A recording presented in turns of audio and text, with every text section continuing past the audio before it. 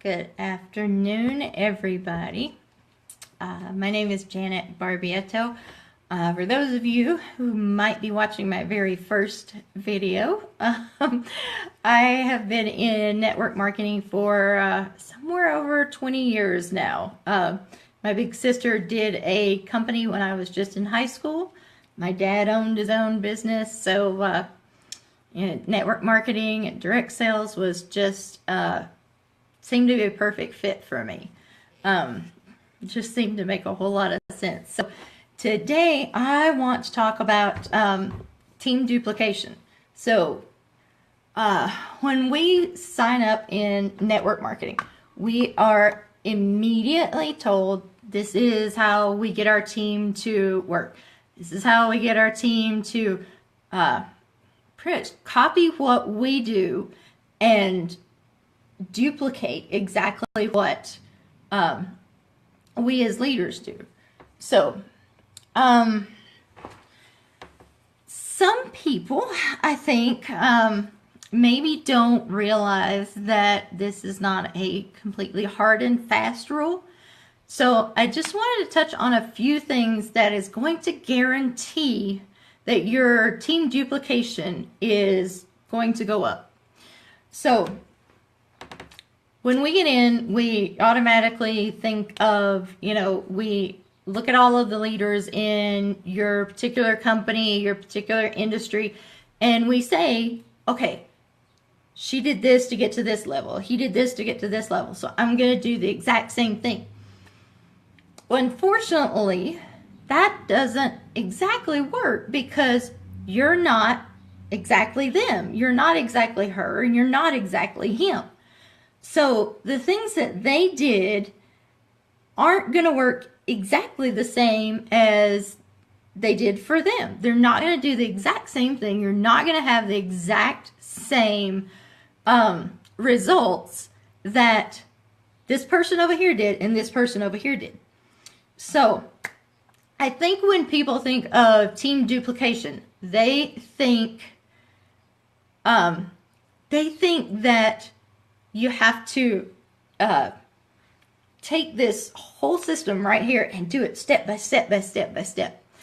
But let me ask you this. So say this leader over here made her millions, or built her team, or whatever you mark success by, people on your team, the amount of money you're making, whatever it may be. So they reach success by getting on the phone and calling people. They were cold calling. That was just where they shined, and that was just where they were the most comfortable. And they had probably done other companies that had given them training on calls and things like that, and how to do those cold call presentations. Well, that's great. And some people are just naturals at certain ways to prospect and market. Is everybody going to be an expert that joins this person's team at cold calls? No, because there are just some people that just aren't made for that. They need to be face to face. They need to be networking and building a relationship maybe online, through Facebook and all these other sites that we have. There are tons of ways. I literally mean tons and tons of ways to market and to network with people and to prospect. So you have a million choices out there. So if you've got one or two at the top of your upline that did things in a particular way, it's fine to learn from them. Look at what the leaders did, but then play it to your strengths. So if I made my success, my business, through cold calls, I can't go down and tell every single person in my downline to pick up the phone and call 20 people randomly out of the phone book. They're not going to be successful because they don't feel comfortable doing that. That's not their strength. So you wouldn't want somebody sitting on the phone that's like, I don't want to do this. I don't want to talk to this person. I don't want to have to go through this. There's no connection here. So if you got somebody that really excels at face-to-face meetings, they just have this great personality, they do really well at live events, they do, so it wouldn't make sense to tell this person who obviously is so great at, face-to-face presentations, face-to-face marketing, in person, sitting down and getting to chat with somebody, building a relationship. You wouldn't want to put that person on the phone and say, here, make your 20 phone calls so that this is exactly what I did to become successful. So you have to do the exact same thing I did. So people today are strong in a lot of different ways. There are some people that are really good at getting on Facebook and Twitter and all these others and just networking, cross country everywhere. Then you have some people that are much more comfortable, being on the phone and not having to be face to face. Everybody has a little different strength. So as a leader in our industry, duplication is a must. You have to figure out how to get your team to duplicate. But taking this one thing right here that everybody did and say, now you have to follow this to a T and that's how you're going to become successful. That's not going to work. You have to, this is where getting to know your team comes in.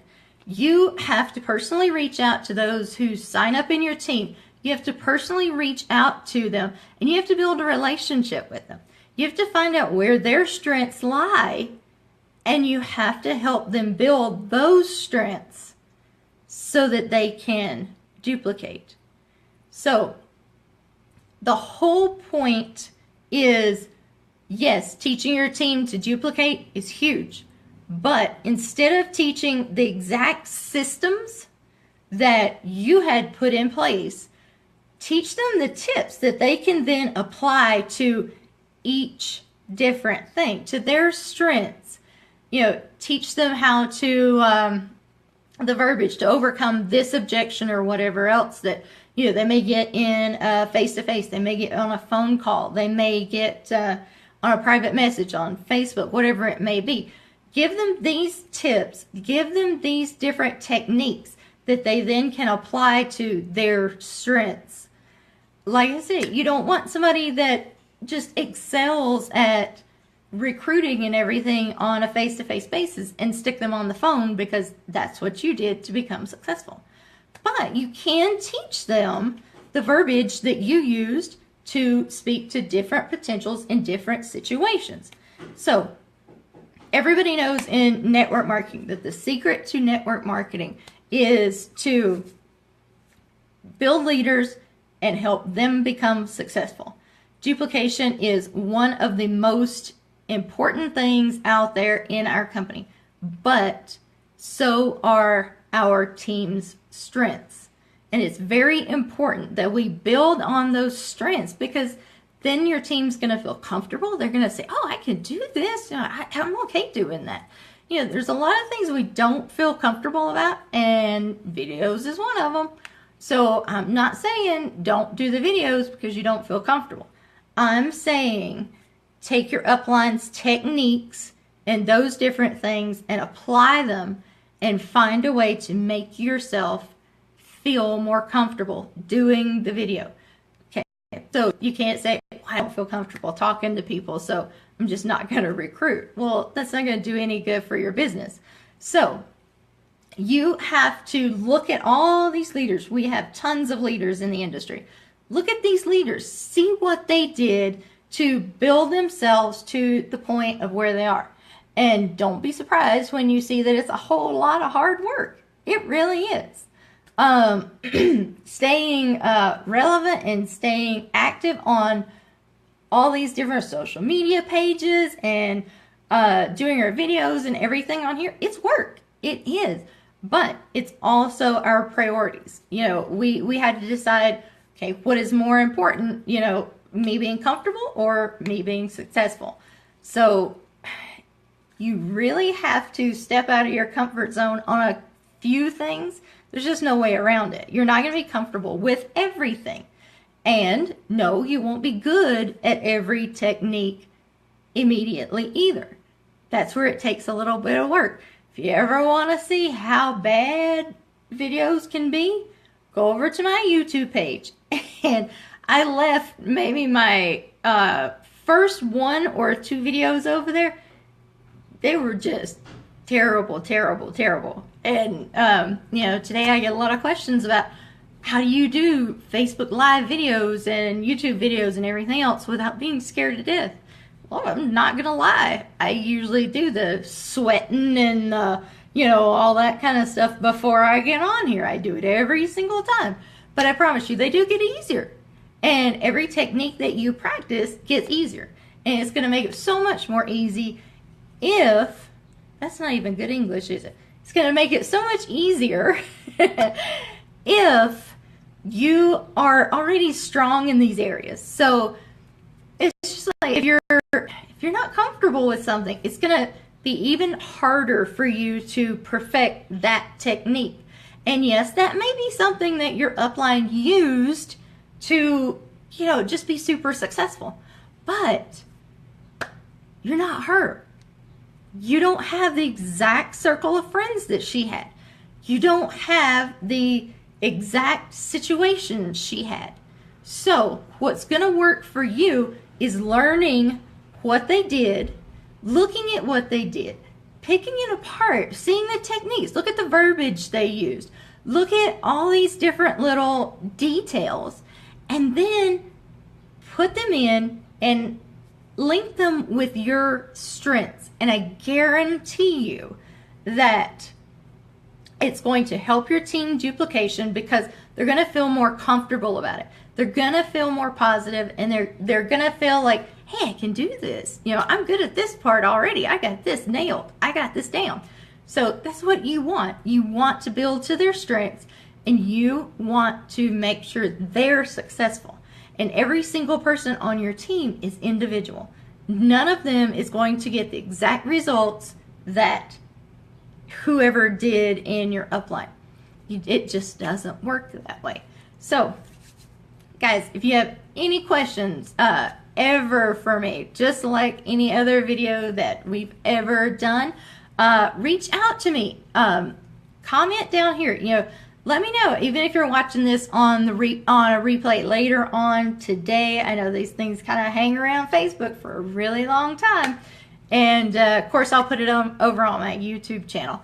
But yes, don't ever be afraid to reach out to me, to ask questions, to no matter what company you're in or anything else, you know, ask me. I'm more than happy to sit on Facebook chat with you, and let's work this thing out. Let's see where you're the strongest, and you know, see what techniques we can apply to your strengths to get your duplication going for your team and make them feel comfortable and set them up for success.